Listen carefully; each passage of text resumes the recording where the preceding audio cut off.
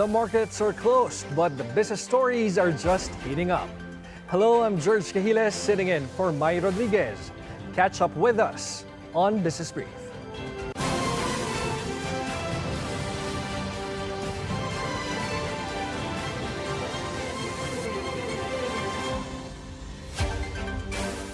The leaders of the world's top two biggest economies finally meet in South Korea. U.S. President Donald Trump said he and Chinese leader Xi Jinping have agreed on almost everything. These include issues on trade, rare earths, and the flow of fentanyl into the U.S. Trump also said he plans to visit Beijing in April. Chinese media reports President Xi called on Trump to stay the right course and ensure the steady sailing of the giant ship of China-U.S. relations. Asian stocks fluctuate between gains and losses after the Federal Reserve cuts interest rates, while investors wait to see if U.S. President Donald Trump and Chinese President Xi Jinping will reach a trade deal during their meeting in Busan.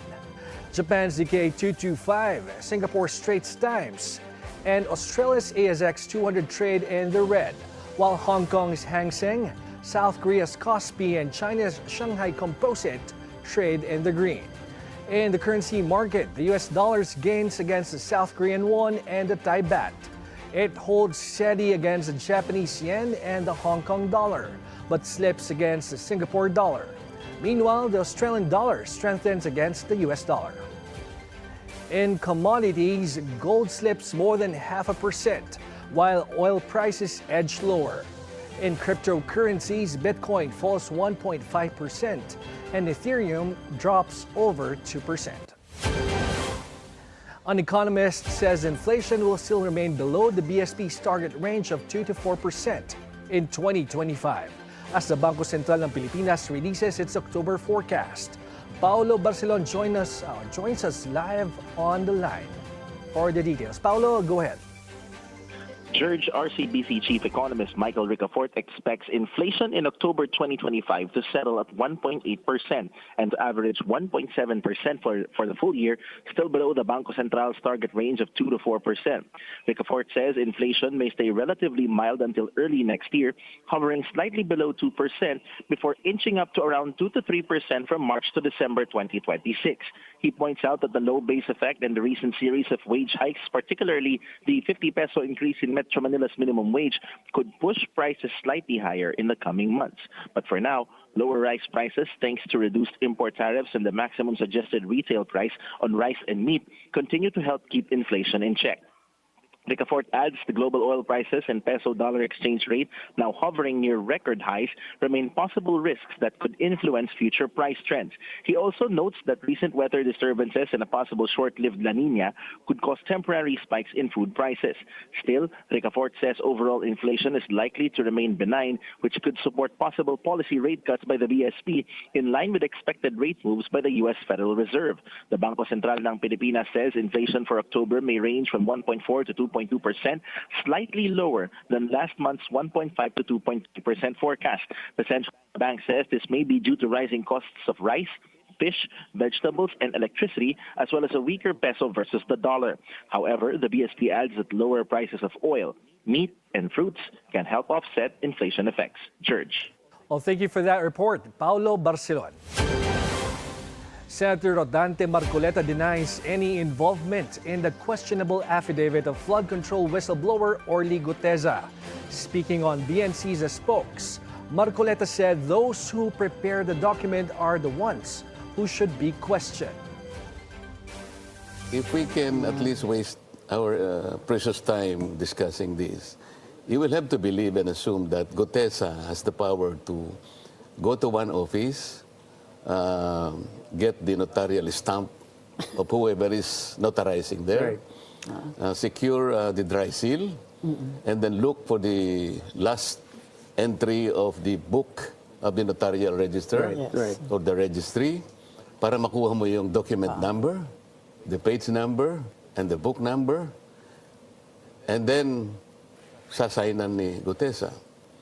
Are we able to assume all this, that Guteza has the capacity to do all this by himself?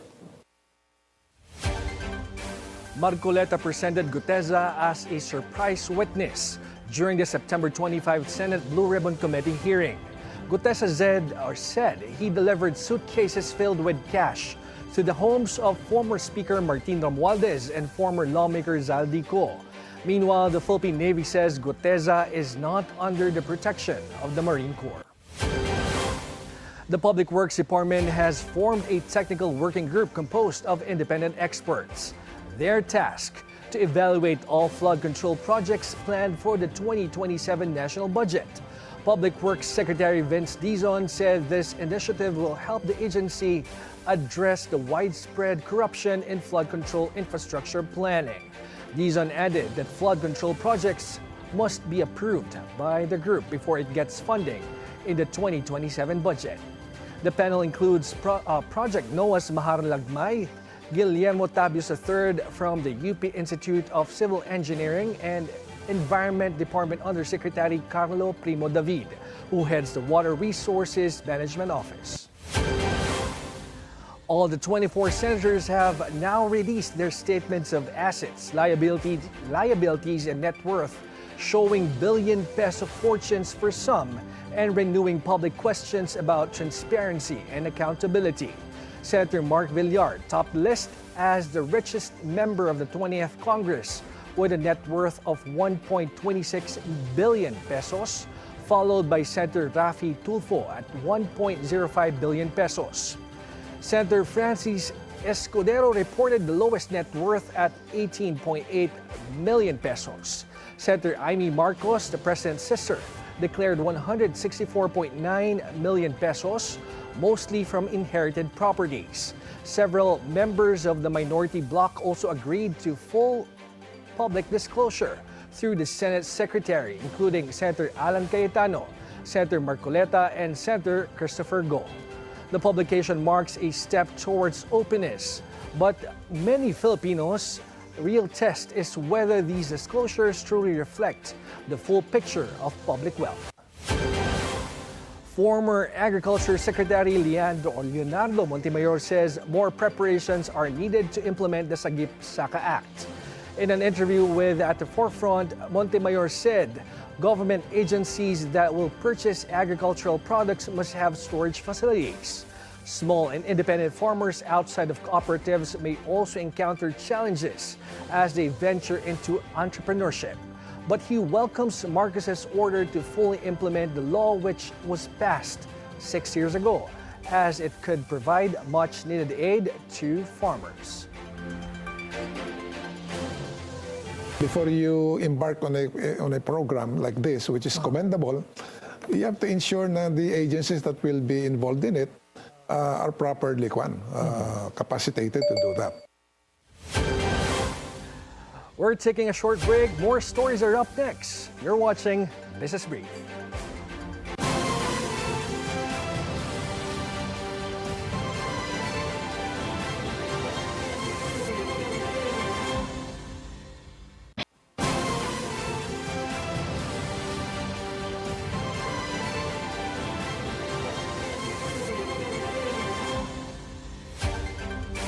Aboitiz Power Corporation, led by Bilyonaryo Daniel Aboitiz, acquires a 25% stake in Vanfong Power Company Limited from Sumitomo Corporation in a deal valued at around $220 million. VPCL operated a 1,320 megawatts high-efficiency, low-emission coal-fired power plant in Can Hoa Province, Vietnam, which began commercial operations in January 2024.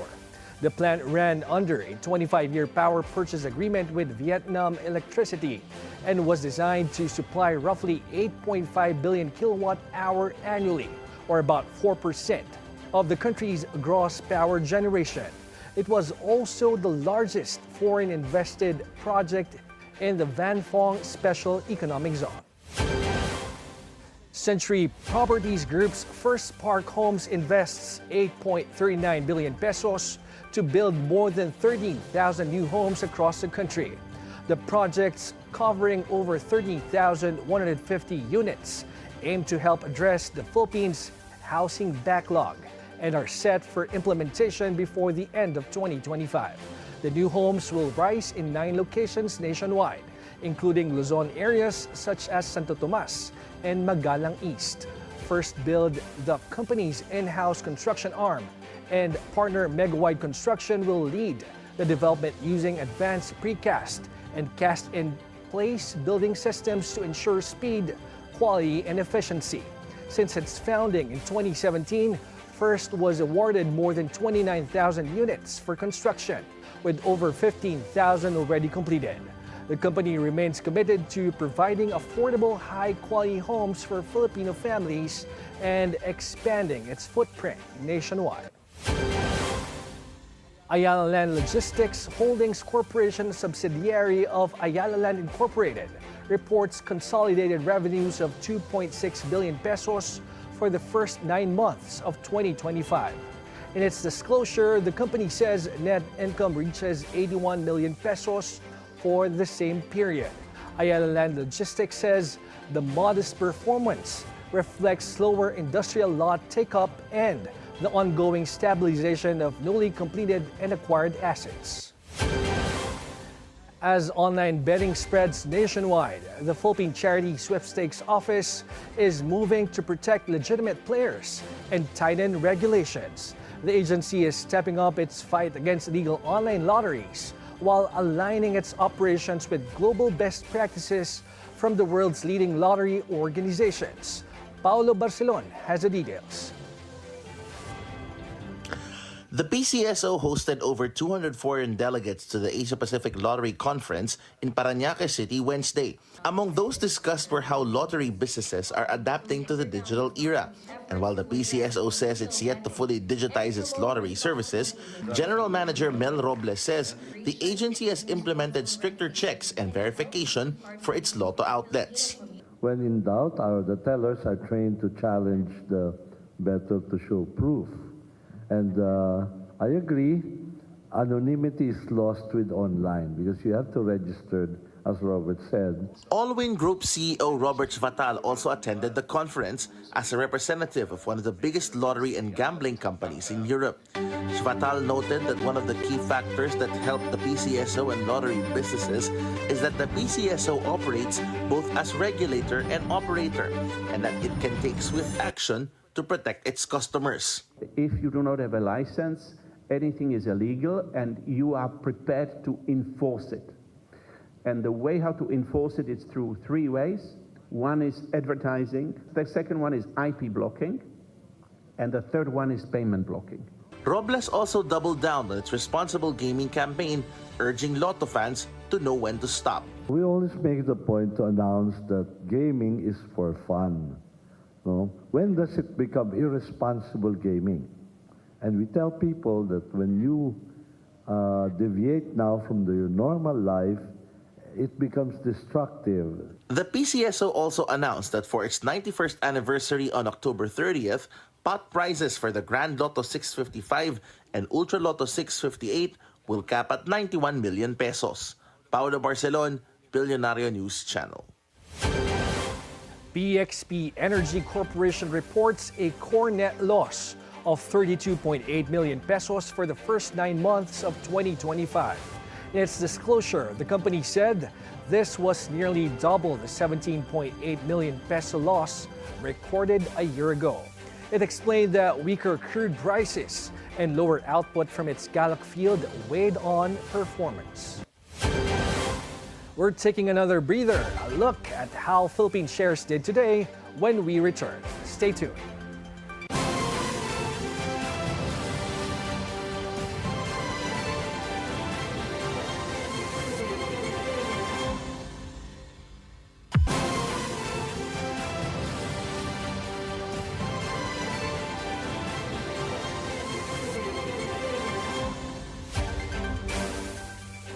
Security Bank Corporation borrows 21 billion pesos from investors through the issuance of fixed-rate peso corporate bonds due 2030, its largest bond offering to date. The bonds, carrying a fixed rate of 6% per annum with a 5-year tenor, drew strong investor demand, prompting the bank to exercise its oversubscription option well above its initial 5 billion peso target. The bank said the funds raised from the bond sale will help diversify its funding sources and support lending activities across key sectors. Shifting overseas, French police arrest 2 suspects in connection with the theft of France's crown jewels from the Louvre Museum, and both have admitted to taking part in the heist. Paris prosecutors say the stolen jewels worth more than $100 million have not yet been recovered. Authorities also say there is no sign of inside help in the robbery. The 2 suspects are being investigated for organized theft and criminal conspiracy, while 2 others remain at large. Gardez l'espoir qu'ils seront retrouvés. As I speak to you, both have partially admitted their involvement in the crime to investigators. They are currently being presented to investigating magistrates for indictment on charges of thefts committed by an organized gang, crimes punishable by up to 15 years in prison and a heavy fine. The charge of criminal conspiracy has also been retained, which carries a sentence of up to 10 years in prison. Philippine shares slipped back into negative territory after a 2-day winning streak. The PSEI closed more than 0.5% lower at 59.29. Among the sectoral indices, only mining and oil ended in positive territory, while financials led losses, dropping by 1%. Decliners outpaced advancers 95 to 82, with value turnover at almost 5 billion pesos. The day's most active stocks were mixed. Pure Gold fell nearly 2%, while Ayala Corporation gained more than 1%. In the currency market, the peso trades at 58.68 against the US dollar, stronger than the previous close of 58.69.